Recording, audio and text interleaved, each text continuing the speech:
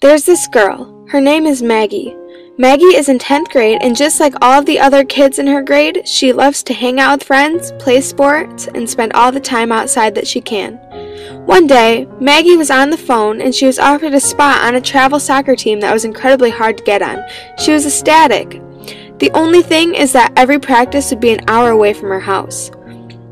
Maggie told her parents about this team, but also about the downside of the tryout location.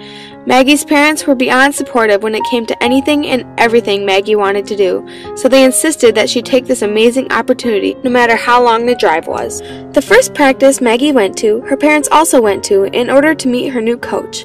When Maggie and her parents arrived at the field, they were getting all kinds of weird looks from the other parents and kids that were already there. Maggie never took to heart that her family was different because everyone in her hometown knew about it.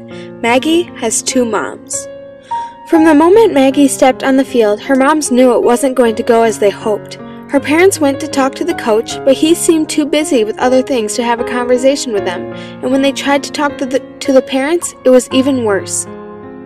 Meanwhile, Maggie was trying to introduce herself to her new teammates, but they also seemed to be really rude and exclusive.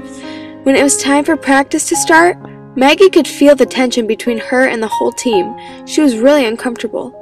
The whole time during practice, the girls would intentionally pass the ball to anyone but Maggie, and the coach would pick out little flaws that he saw in Maggie.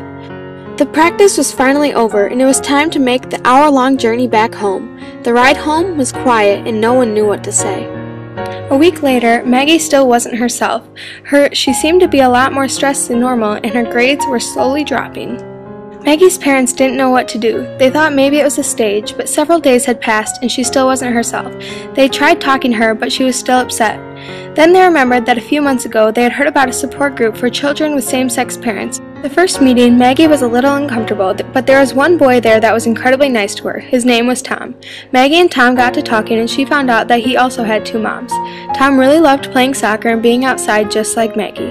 As the time went on, Tom and Maggie began hanging out a lot more outside of the support group, and Maggie began to see what a sensitive, nurturing, amazing guy Tom was, and they eventually started dating. A few years had passed, and Maggie and Tom were now seniors at the same college, only a few months away from graduation. It had been a long journey for Maggie, as she didn't know what she wanted to do when she first entered college, but she really wanted to do something that would be worthwhile and that she'd be proud about later in life. Maggie finally decided to major in criminal justice in order to become a police officer. She wanted to stray from the stereotypical nurse position that a lot of girls seem to be pursuing nowadays.